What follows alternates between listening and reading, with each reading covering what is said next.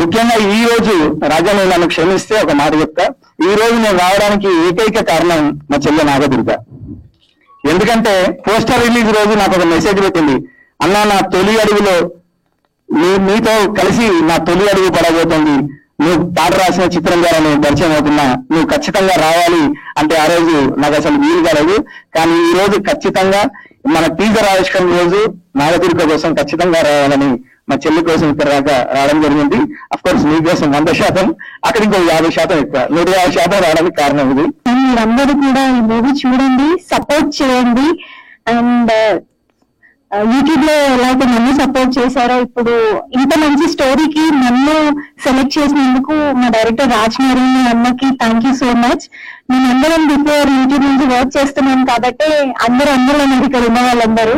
And మల్లికన్న కానీ విష్ణువర్ధన్ అన్న కానీ ఫస్ట్ నాకు రాజన్న స్టోరీ చెప్పినప్పుడు, అంటే బిఫోర్ సాంగ్స్ చేసిన ఎక్స్పీరియన్స్ తో ఏదైనా సాంగ్ వచ్చినా కూడా, లేకపోతే ఏదైనా మూవీ వచ్చినా కూడా, ఇలాంటి మూవీ ఇప్పుడు కమర్షియల్ గా అయితే చూస్తారా అని ఒక డౌట్ వచ్చేది. సో అన్న ఈ స్టోరీ చెప్పినప్పుడు కూడా ప్రొడ్యూసర్ ఎవరు అన్నా అని అడిగాను. అయితే నాకు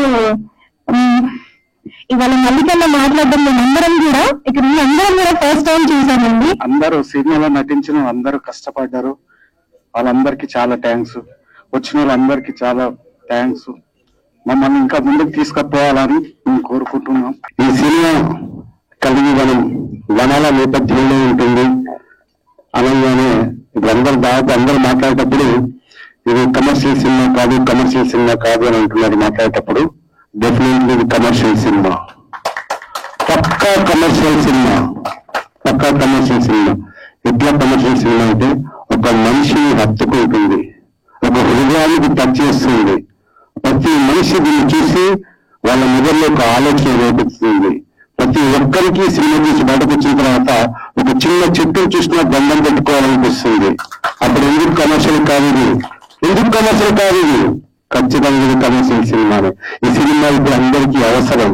ఈ సినిమా చిన్నపిల్లలకైతే ఖచ్చితంగా అవసరం. మాటలతో కాకుండా చేతులతో అందరం మొక్కల్ని నాటుదాం, మన వనాన్ని మనం కాపాడుకుందాం, మన వాయుని మనం కాపాడుకుందాం. Please everybody and wish you all a world environment day today.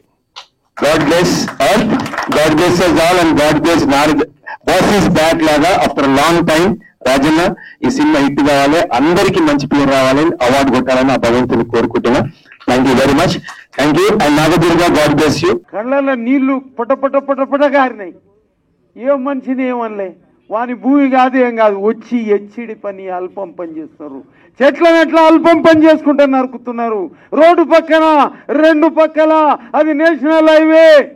ఇదే వనజీవి రామయ్య గారు చెట్లు పెడితే ఆయన బతికుండగానే 80% సమూలంగా నరికి పారేశారు. ఆయన బాధ కాదు, వర్ణనాతీతం. బతికుండగానే ఆగం చేశారు పెట్టిన చెట్లను. ఏదైతే నేను చూసినో 200 నుంచి 250 సంవత్సరాల చెట్లు అవి బిట్వీన్ సూర్యాపేట అండ్ ఖమ్మం. అది 1900 కోట్లు. కానీ నాశనం చేసిన దాని విలువ 90,000 90,000 కోట్ల విలువైనది. ప్లానెట్ ఎర్త్కి సపోర్ట్ చేసిన వాటిని సమూలంగా నాశనం చేసి 1900 కోట్ల నేషనల్ హైవే 4 లైన్ చేశారు. చిన్న సినిమా కానీ పెద్ద సినిమా కాదు, మీలో అందరికీ ఒక పాజిటివ్ సైడ్ ఉంటుంది. సో ఆ పాజిటివ్ సైడ్ తీసుకొచ్చి డెఫినెట్గా అందరూ ఈ సినిమాని చూసి ఒక మంచి సక్సెస్ ఇవ్వండి. ఎందుకంటే ఇలాంటి మూవీలు ఇంకా రావాలని కోరుకుంటున్నాను. So save the trees, save cinema, kill piracy, and I wish all the team of కలివేమనం టీమ్కి అందరికీ థ్యాంక్ యూ.